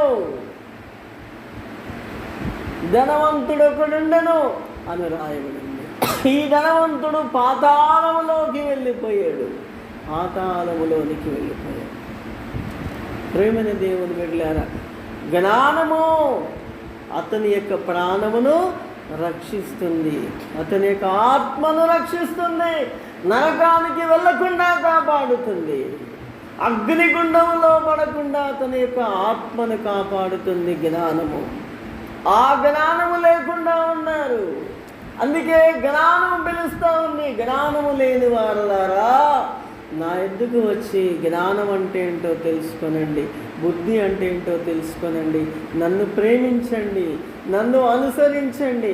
నేను సత్యమైన మాటలు పలుకుతాను, మంచి మాటలే పలుకుతాను, యథార్థమైన మాటలు పలుకుతాను. అంటే జ్ఞానం కలిగినటువంటి వాడు పలికే మాటలు అన్నమాట. అబద్ధములు నాకు చేత కాదు, అబద్ధం చెప్పడం నాకు చేత కాదు, యథార్థాన్ని విడిచిపెట్టడం నాకు చేత కాదు. యోబు యథార్థాన్ని విడిచిపెట్టలేదు. శ్రమ వచ్చింది, కష్టం, వేదన, బాధన మామూలుగా లేదు, అత్యంత భయంకరంగా వచ్చింది. కానీ ఇంకా కూడా ఆయన యథార్థత విడిచిపెట్టట్లేదు కదా. ఏం కలిగి ఉన్నాడు? జ్ఞానము కలిగి ఉన్నాడు. ప్లస్ ధనవంతుడు కూడా. ప్రేమైన దేవుని బిడ్డలారా, ఈ ధనవంతుడు ఒక ధనం మాత్రమే సంపాదించాడు. అడ్డదారిలో సంపాదించుంటాడు, విస్తారంగా సంపాదించాడు, జ్ఞానం సంపాదించలేదు. ఆత్మను రక్షించుకోలేకపోయాడు, తన ఆత్మను రక్షించుకోలేకపోయాడు, తన ప్రాణమును రక్షించుకోలేకపోయాడు. ఎందుకంటే అతని దగ్గర జ్ఞానము లేదు కాబట్టి. ప్రేమైన దేవుని బిడ్డలారా, ప్రభు దగ్గరికి ఒక వ్యక్తి వస్తాడు, నేను పరలోక రాజ్యంలో ప్రవేశించాలంటే నేనేం చేయాలి అని అడుగుతాడు. అడిగినప్పుడు ప్రభు ఆయనకి చాలా విషయాలు చెబుతాడు. ఆ తర్వాత ఇవన్నీ నేను ఉదయం చిన్నప్పటి నుండే చేస్తుంది, మార్క్స్ వార్త 10వ అధ్యాయం అప్పటి నుండే చేస్తున్నానని చెబుతాడు. కానీ ఆ తర్వాత ప్రభు అతన్ని ప్రేమించి ఆయనకి చెప్పినటువంటి మాట ఏంటంటే, నీకున్న ఆస్తి అంతా అమ్మేసి బీదలకి ఇవ్వు, అప్పుడు నీవు వచ్చి నన్ను వెంబడించు, అప్పుడు పరలోక రాజ్యంలో నీకు ధనము కలుగుతుంది. పరలోక రాజ్యంలో ప్రవేశించడమే కాదు, అక్కడ కూడా నీకు ధనము కలుగుతుంది. అంటే అక్కడ డబ్బు లేనిటువంటి వాళ్ళు కూడా, చెప్పండి, అంటే పరలోక రాజ్యంలో కూడా డబ్బు ఉన్నటువంటి వాళ్ళు, డబ్బు లేనిటువంటి వాళ్ళు ఉంటారన్నమాట. అంత సమానం అనడానికి ఇదేమి అది కమ్యూనిజం కాదు. దేవుడు అన్యాయస్తుడు కాదు. లోకంలో తన కొరకు నమ్మకంగా, పరిశుద్ధంగా, పవిత్రంగా, చాలా కష్ట నష్టాలకు ఓడ్చి జీవించినటువంటి వాళ్ళకి, ఈ ఇష్టానుసారంగా జీవించినటువంటి వాళ్ళకి ఒకే రకమైనటువంటి స్థానంలో ఉంచేవాడు కాదు. అర్థమైందా? కాబట్టి ఈ ప్రేమైన దేవుని బిడ్డలారా, పరలోక రాజ్యంలో నీకు ధనం కలుగుతుంది. అతడు మిగిలిన ఆస్తి గలవాడు కనుక ఆ మాటకు ముఖం చిన్నబుచ్చుకొని వెళ్ళిపోయాడు. ప్రభు శిష్యులైనటువంటి వారి వైపు చూసి ఏమన్నాడు? ఆస్తి గలవారు దేవుని రాజ్యంలో ప్రవేశించారు. ద్రవ్యము కావాలి. ఈ లోకంలో మనం జీవించడానికి డబ్బు అవసరం.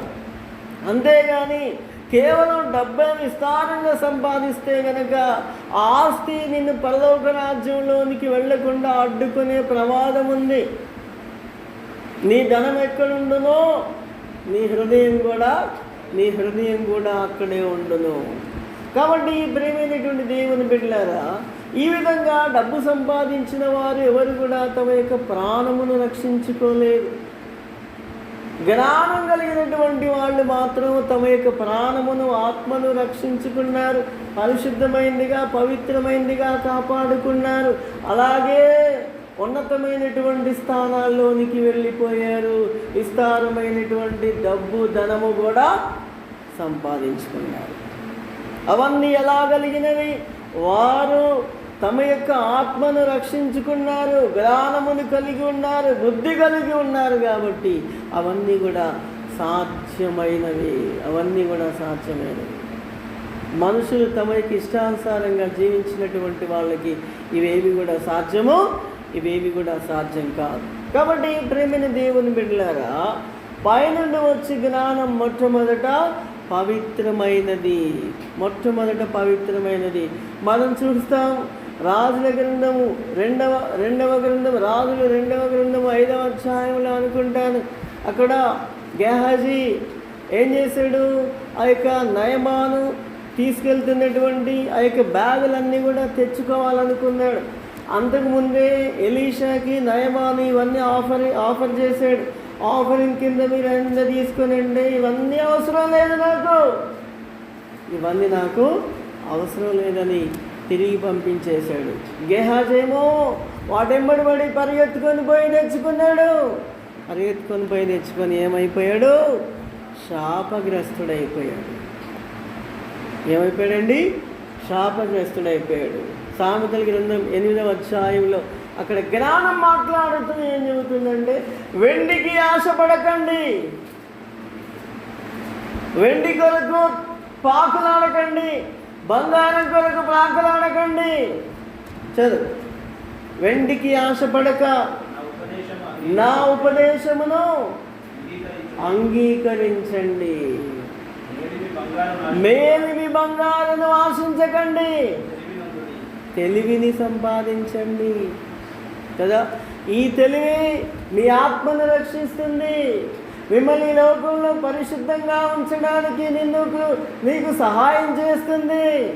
అలాగే నువ్వు ఈ లోకాన్ని విడిచిపెట్టిన తర్వాత నరకంలోనికి వెళ్ళకుండా నిన్ను కాపాడుతుంది. పరలోక రాజ్యంలోనికి నిన్ను తీసుకెళ్తుంది. నీ ఆత్మను రక్షిస్తుంది, ఆత్మను రక్షిస్తుంది, ప్రాణమును రక్షిస్తుంది. యుగయుగాలు ఉండే స్థలములో నువ్వు సుఖంగా, ఆరోగ్యంగా, క్షేమంగా ఉండేటట్టుగా నీకు సహాయం చేస్తుంది. కాబట్టి ప్రియమైన దేవుని బిడ్డలారా, ఈ మధ్యన కాల సమయంలో జ్ఞానము కావాలి, ద్రవ్యము కావాలి. కానీ జ్ఞానము వల్ల లాభం ఉంది, ద్రవ్యం వల్ల ఎటువంటి లాభము కూడా లేదు. కాబట్టి ప్రియమైన దేవుని బిడ్డలారా, జ్ఞానం అయి ఉన్నటువంటి యేసయ్యను మనం సంపాదించుకుందాం. ఆయన జీవిత చరిత్రను ధ్యానం చేద్దాం. ఆయన యొక్క వాక్యమును అనుసరించి జీవించుదాం. అప్పుడు మనం ఉన్నతమైనటువంటి శిఖరాలకి, ప్రభు 8వ అధ్యాయం అక్కడ చెప్పబడితే ఇంక కిందికి వెళ్తే ఆ వచనాలన్నీ కూడా మనం చదువుకుంటే కనుక, నన్ను ప్రేమించు వారిని ఆస్తికర్తలుగా చేస్తాను, నన్ను కనుగొనివాడు జీవమును కనుగొంటాడు అని అక్కడ వ్రాయబడింది. మామూలు విషయాలు కావు కదా.